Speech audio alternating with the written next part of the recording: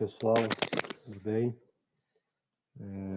Hoje vamos falar um pouco sobre o título do estudo. Tá? Como nós já vimos, né, naquele esquema de facilitar a escrita do artigo, né, o título vai ser a última parte da nossa escrita. Tá? Então sempre lembre disso. Por quê? Porque o título ele vai depender ou da sua ideia, né, de pesquisa, o que você é o objetivo da pesquisa, ou o título ele vai refletir qual que foi a conclusão do seu estudo, ou seja, o principal achado. Tá? Então, vamos ver algumas características de um bom título para o estudo. Né? O título ele deve ser breve, né?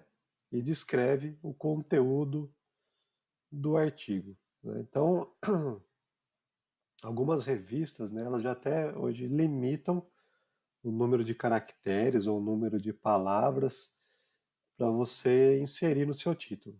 Né? Por mais que alguns você tenha um título mais comprido, quando você vai colocar na caixa, né, na hora de submissão do estudo, ele já não permite mais do que um certo limite. Para quê? Justamente para facilitar a leitura do, do artigo, né, pelo leitor, logicamente, e para ele entender, né, o, o que foi feito naquele estudo. Então, um bom título, ele descreve o conteúdo do artigo. Qual que é a função do título? É atrair a atenção de um potencial leitor. Então, quando a leitura ela é mais breve e mais objetiva, isso chama muito mais atenção e fica na memória do leitor do que um título muito extenso e com uma linguagem muito técnica. Né? Então, quanto mais objetivo, melhor para atrair então essa atenção do leitor, que vai fazer então com que ele faça o download, né, do estudo e leia, né, esse estudo com maior atenção. Isso aumenta, logicamente, o potencial de ser citado. Por que é importante aumentar o potencial de ser citado? Porque é através da leitura e principalmente da citação dos nossos estudos que a gente começa a fazer parte realmente de uma discussão científica em nível internacional. Porque se o nosso estudo ele é publicado, por mais que ele seja lido, ele não faz parte da discussão internacional, né, nosso estudo ele acaba sendo irrelevante para a comunidade científica. Então, mais interessante do que publicar é ser citado. E o primeiro passo para ser citado é um bom título, para chamar a atenção desse leitor. Então, essa é a função, atrair o potencial leitor para ler o nosso estudo na íntegra e potencialmente então ser citado. Outra característica importante que vai contribuir, né, com essas duas características é utilize palavras fortemente associadas com o desfecho ou com a ideia do artigo. Né? Como comecei a falar aqui, né, nesse vídeo, então coloque lá o que foi feito, né, no seu estudo, qual que foi a ideia. Por exemplo, há muitos títulos interessantes na forma de pergunta. Né? Então você faz uma pergunta e se essa pergunta realmente for interessante, o leitor ele vai para dentro do seu estudo para ver o que você encontrou, né, dentro daquela pergunta. Que será que foi? Qual que foi a conclusão do estudo? Ou você já descreve, né, você coloca no título o seu principal achado. Né, evitar títulos muito generalizados, né, muito gerais, porque isso acaba não chamando a atenção do leitor. Então, utilizar palavras que sejam associadas com o desfecho, ou seja, com a sua conclusão, ou então a ideia do artigo, geralmente na forma de perguntas. Tá? O que deve conter, então, no seu título? Mostrar a grande novidade, é um passo, né, do estudo. Então, o que você encontrou? né? O que é de mais novo na literatura que você está mostrando nesse seu estudo, né? E aí, então, o leitor vai ler o seu trabalho para ver se concorda com ela ou não, né? E isso aí vai, se ele concordar, ele vai usar para, muitas vezes, ele pode ser usado o seu estudo para corroborar, muitas vezes, um achado de um novo estudo, e se aquele cientista que leu o seu estudo não concorda com o que está dentro do estudo, ele vai usar, né, para fazer uma discussão, porque que um estudo deu um certo desfecho e o outro um outro desfecho. Então, mostrar a grande novidade do seu estudo. A novidade não precisa ser só a conclusão. A sua pergunta, se ela é inovadora também, ela pode ser a grande novidade do seu estudo. É uma pergunta diferente. Mostre a generalidade de seu estudo, né? O que quer dizer generalidade? Ou seja, quanto que a sua conclusão consegue explicar o mundo, né?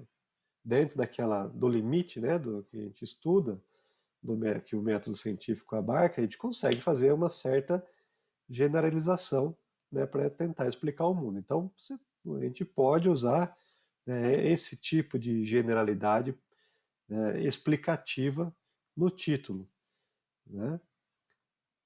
Cuidado ao incluir nome de cidade ou condição específica do sujeito de estudo. Por quê? Porque isso limita a generalização dos nossos achados, né? Então ele fica, se você coloca lá no seu título, nível de atividade física dos moradores de Santos, por exemplo. Beleza, você caracterizou o nível de atividade física dos moradores de Santos. Tá, o que que isso te ajuda a explicar o mundo? Então, quando o leitor ele vê esse título, o que que ele vai de pronto imaginar?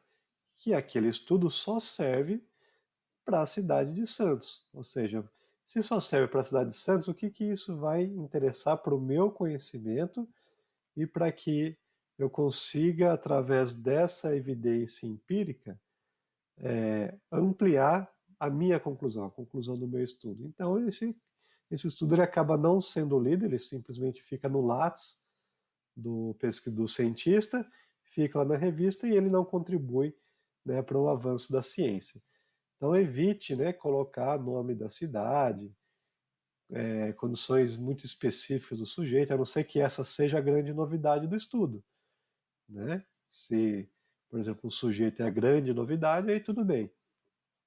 Mas se isso não é o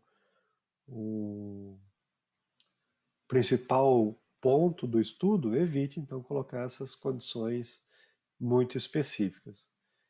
E, se possível, priorize as variáveis teóricas ao invés das variáveis operacionais. Tá? Então, e aí o leitor também vai ler para ver se concorda. Então, priorizar a variável teórica, que é a variável chave, né, do seu desfecho, e não aquilo que você coletou, por exemplo, né? O que deve conter no título? Faça um título que seja curto, né? O leitor não deve demorá-lo para ler rapidamente e não abandonar no meio, né? Tem muitos estudos com nomes, né, com os títulos extremamente grandes, né, compridos, que a gente acaba não lendo, né, na íntegra, e isso não chama a nossa atenção e a gente acaba não lendo o estudo na íntegra, devido ao título extremamente complicado, extremamente específico muitas vezes, né, e com um tamanho, né, muito, muito grande. O título deve ser fiel aos seus achados, né, isso é importante, né? Então, não colocar um título só para chamar a atenção do leitor e quando ele vai ler o seu estudo, ele vai ver que o título não corresponde ao que foi feito no estudo. Isso muitas vezes acontece por quê? Porque a gente começa a escrever pelo título.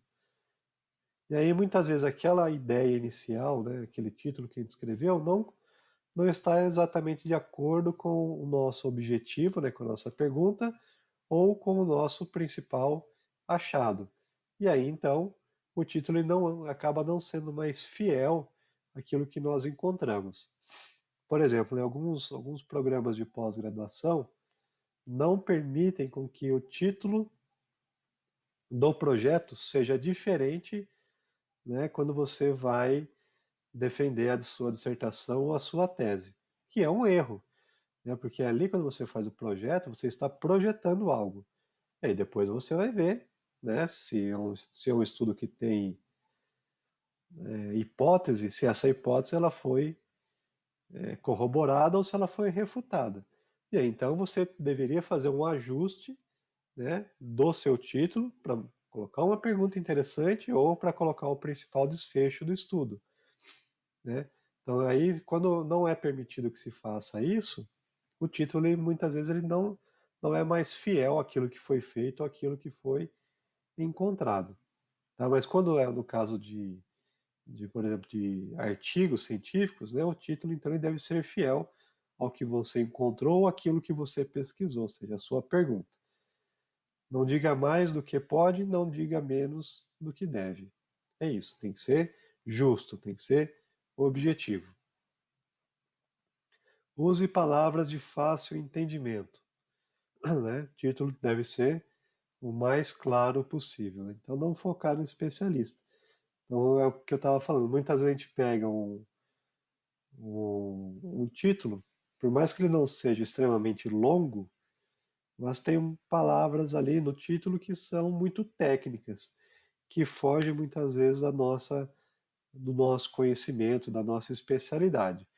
E aí, então, somente aquela pessoa que é específica da área e da área que estuda aquele determinado assunto é que vai ler aquele artigo.